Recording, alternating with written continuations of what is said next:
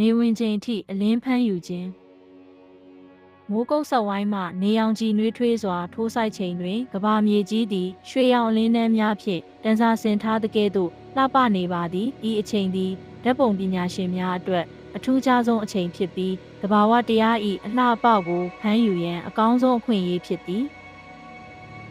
အချိန်ကြာမြင့်စွာရိုက်ကူးခြင်းသည်နေထွက်ချိန်မှနေဝင်ချိန်ထိရှုခင်းတစ်ခု၏ပြောင်းလဲမှုကိုမှတ်တမ်းတင်ရန်အသုံးပြုသည့်နည်းပညာတစ်ခုဖြစ်သည်ယင်းသည်သဘာဝ၏နှေးကွေးသောကောက်ကွက်ကိုဉာဏ်ဆန်သောရုပ်ရှင်အဖြစ်ပြောင်းလဲပေးနိုင်စွမ်းရှိသည်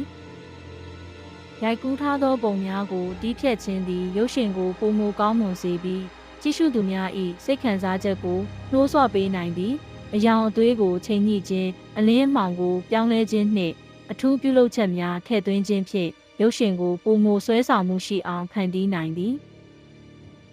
အချိန်ကြာမြင့်စွာရိုက်ကူးခြင်းနှင့်တီးဖြတ်ခြင်းတို့သည်သဘာဝတရား၏အလှပကိုဖမ်းယူရန်နှင့်မျှဝေရန်အစွမ်းထက်သောနည်းလမ်းများဖြစ်သည့်ဤနည်းပညာများကိုအသုံးပြုခြင်းဖြင့်ကျွန်ုပ်တို့သည်ကဘာကြီးကိုအံ့ဩဖွယ်ရှုတောင်းသည့်များမှမြင်တွေ့နိုင်ပြီးအခြားသူများအားလည်းလှုံ့ဆော်ပေးနိုင်သည်